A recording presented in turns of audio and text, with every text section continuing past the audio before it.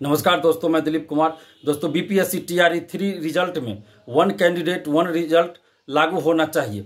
जो गलतियां BPSC TRE 1 और टीआरई 2 के समय की गई, उन गलतियों को बीपीएससी फिर से ना दोहराएं।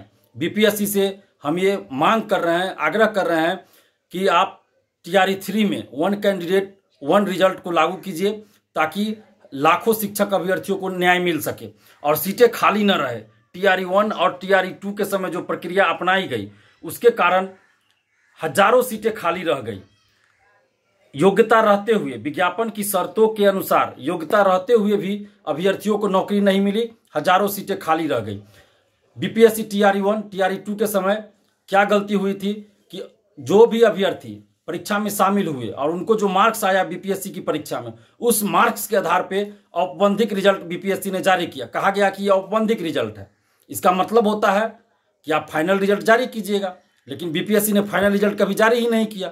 औपबंधिक रिजल्ट जो जारी किया था, उसी का काउंसलिंग करवाया गया और उसमें सैकड़ों हजारों अभ्यर्थी थे जिनके पास डॉक्यूमेंट्स की कमी थी, तो उनको बाहर किया गया। डॉक्यूमेंट्स वेरिफिकेशन भी पूरी तरह से सही से नहीं हुआ। उसके बाद अभी देखिए, अभी भी विज्ञापन की शर्तों के अनुसार हजारों ऐसे अभ्यर्थी हैं जिनके पास विज्ञापन की शर्तों के अनुसार डॉक्यूमेंट्स की कमी है, और अभी भी हजारों लोग जो शिक्षक बन चुके थे उनको बाहर किया जा रहा है।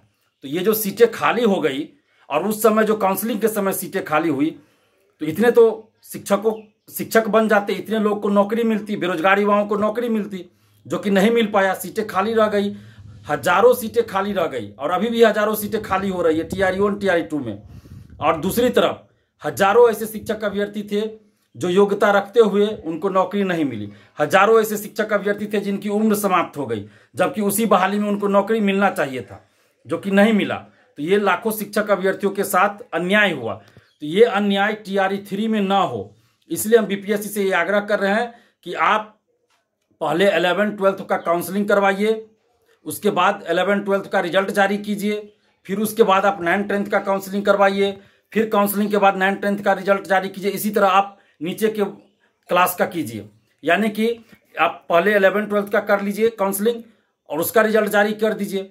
उसमें जिसका सिलेक्शन हो जाए, वैसे अभ्यर्थियों का आप नीचे के क्लास में सिलेक्शन ना करें, ताकि एक अभ्यर्थी का एक ही जगह रिजल्ट हो और सीटें खाली ना रहे।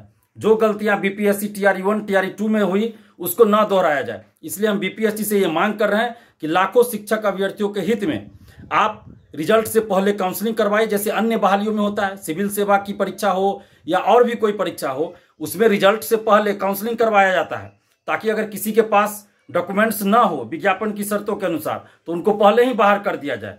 फाइनल रिजल्ट जो आता है, तो उसमें नहीं के बराबर संभावना रहती है कि सीटें खाली होंगी, लेकिन यहाँ जो रिजल्ट दिया जाता है उसके बाद काउंसलिंग आप करवाते हैं, जिसके कारण हजारों सीटें खाली रह जाती है।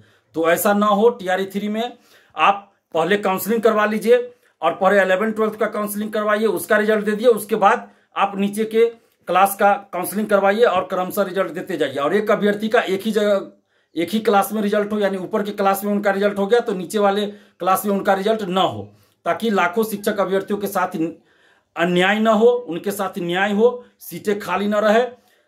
टीआरई 1 टीआरई 2 में हजारों सीटें खाली रह गई थी, तो ऐसी नौबत टीआरई 3 में ना आए। और काउंसलिंग में भी डॉक्यूमेंट्स वेरिफिकेशन अच्छे से कीजिए, किसी भी तरह का फर्जीवाड़ा ना हो, फर्जी डॉक्यूमेंट्स कोई ना लगा पाए, इसका ख्याल रखें। फर्जी डॉक्यूमेंट्स वाले को बाहर करें और किसी भी परिस्थिति में फर्जीवाड़ा ना हो, क्योंकि टीआरई 1 टीआरई 2 में बहुत फर्जी स्टूडेंट्स का सिलेक्शन हो गया, काउंसलिंग सही से नहीं किया गया। काउंसलिंग में गड़बड़ी की वजह से बहुत सारे ऐसे लोग भी शिक्षक बन गए जिनको नहीं बनना चाहिए, विज्ञापन की शर्तों के अनुसार, जिनके पास डॉक्यूमेंट्स नहीं था। तो टीआरई 3 में ऐसा ना हो, बीपीएससी को इसका ख्याल रखना चाहिए। और बीपीएससी से हम आग्रह कर रहे हैं कि आप वन कैंडिडेट वन रिजल्ट को लागू कीजिए, ताकि सीटें खाली ना रहे, और जितनी सीटों पे आपने वैकेंसी निकाला है उतनी सीटों को आप पूरा कीजिए, उतने सीटों पे आप अंतिम रूप से चयनित अभ्यर्थियों की सूची यानी फाइनल रिजल्ट जारी कीजिए।